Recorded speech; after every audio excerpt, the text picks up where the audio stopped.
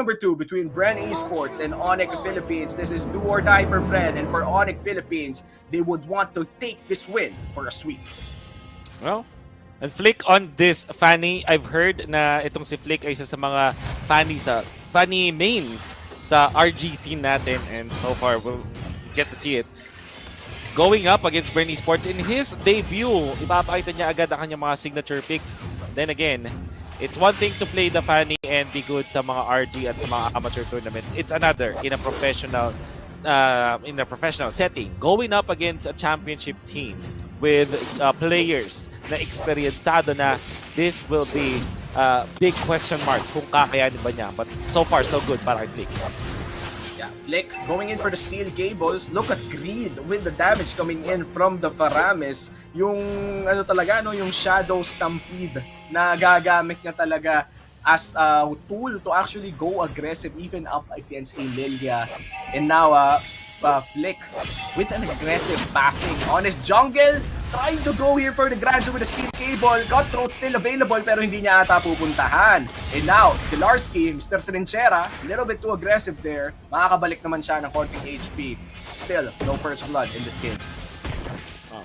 The rewards of the aggressiveness ng ONIC Philippines almost the same as yung ginawa sa kanila ng RSG, wherein hindi ganun ka ganda yung farm ng jungler ng BREN eSports. For ONIC Philippines, dahil aggressive sila, nabigyan nila na delay nila kahit paano ang farming ng isang Lancelot. And we always say Lancelot is a snowball type of hero. Any kind of delay, matraffic lang ng outtake na yayamot na mga Lancelot nation. We'll see. Nice steal coming out from Granzu. Hinamit yung kanyang glue para nakawin yung crab mula kay Dilar na pinaghirapan yung river crab na yun. Alright, ONIC Philippines, they do have control over this turtle area. This is the first turtle of the game.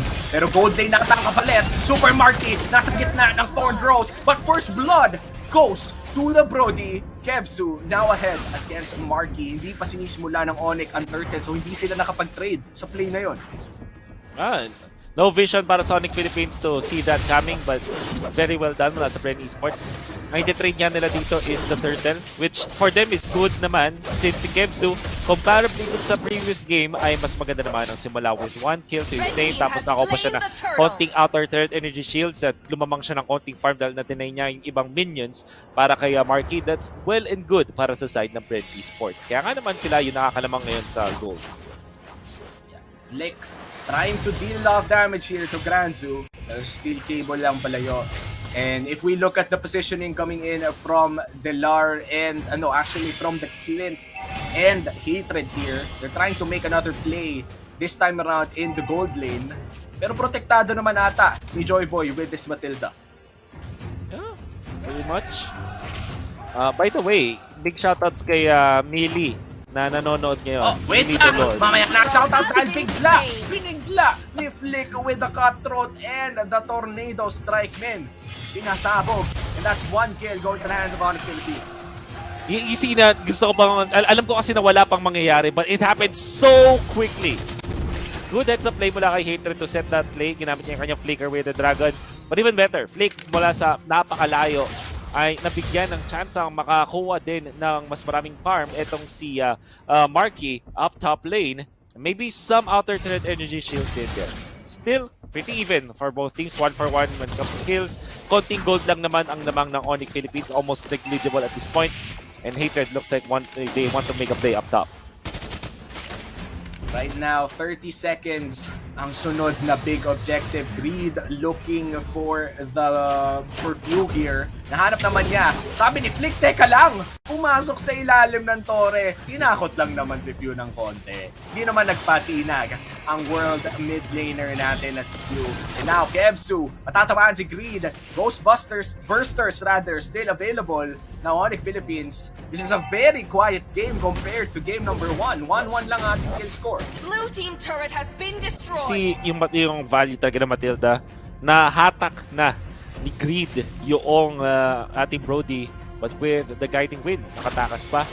Then again, ONIC Philippines, they will get top lane push. Nasipa dito si Granzu.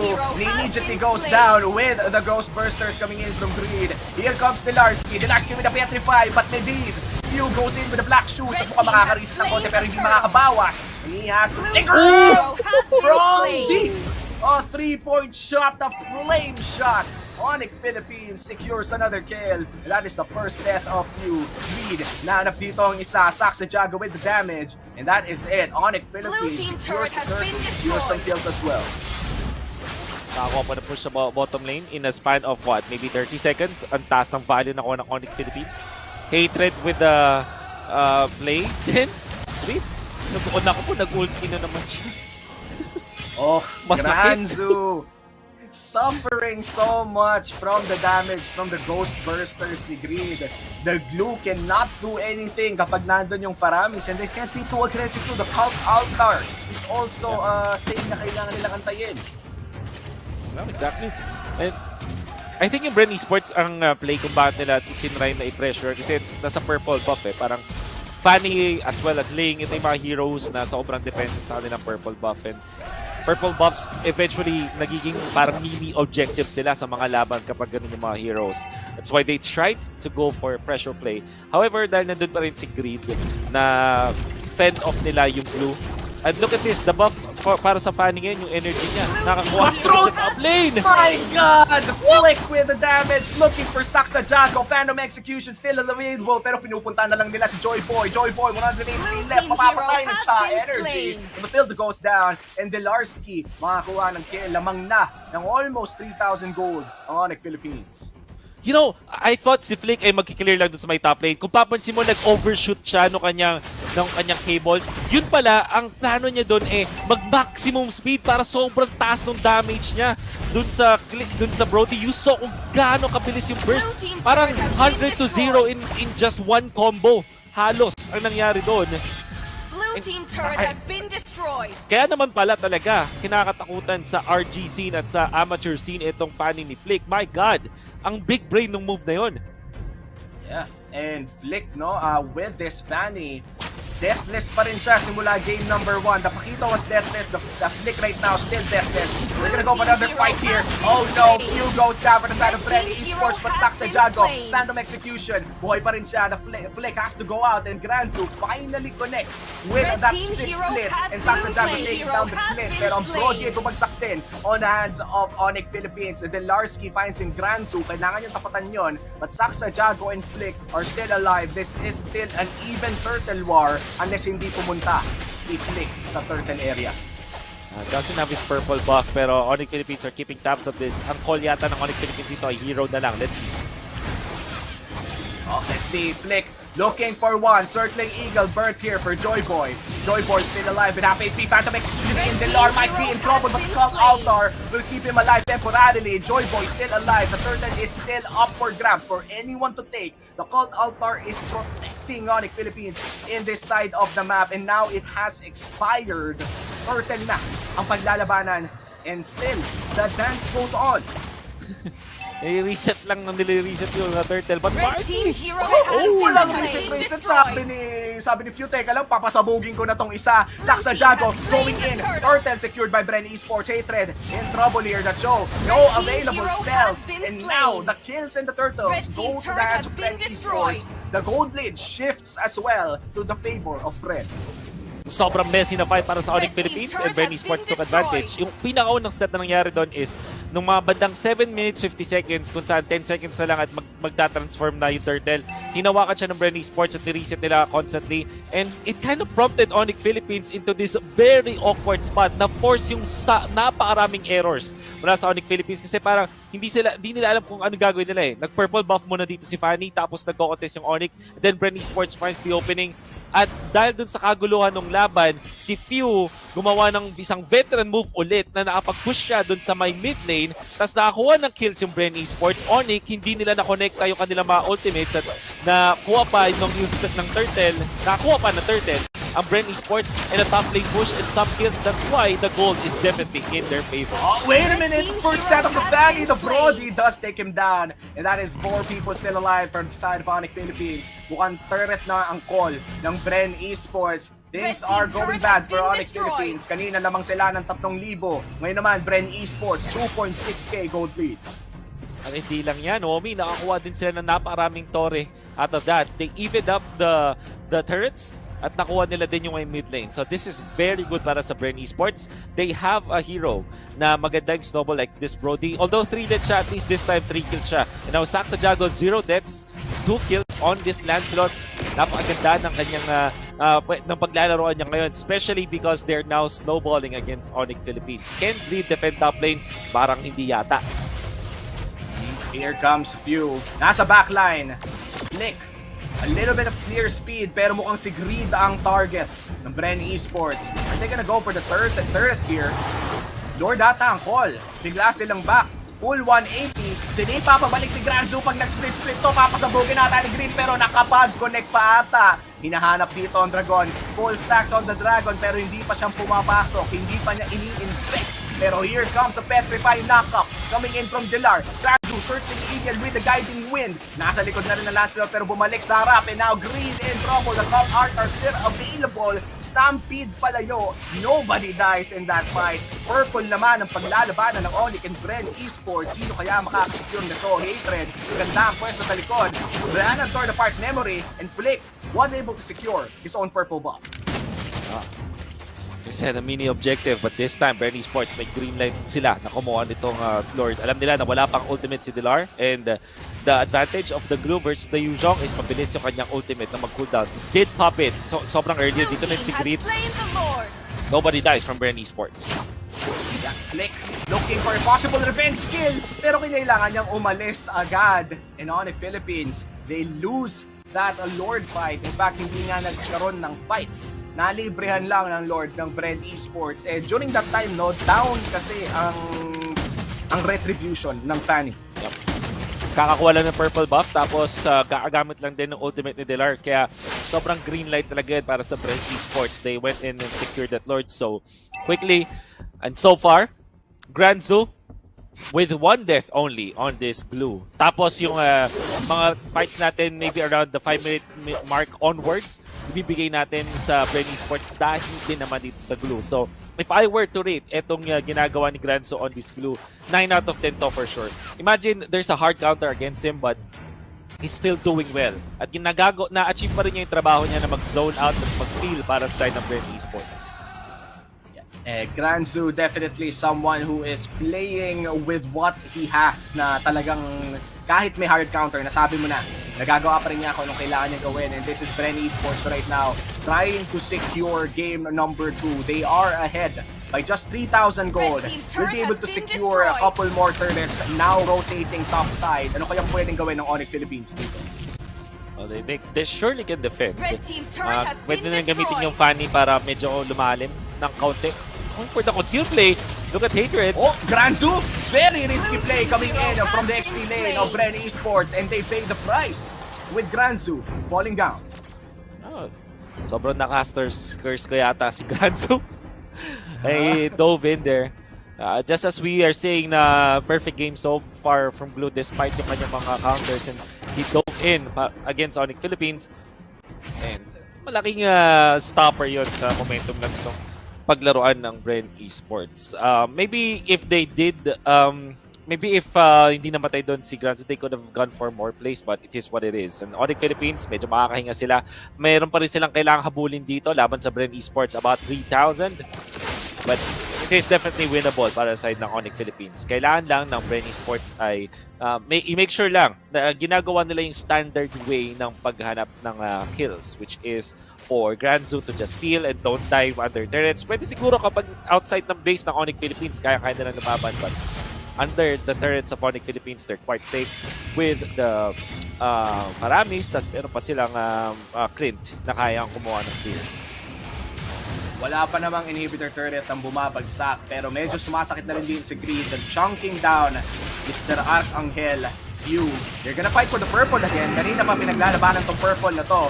And now Joy Boy, half HP here. Cult Altar already burned by Greed. This signals BREN eSports to wag na lang natin patulan. Try nating mag-lord.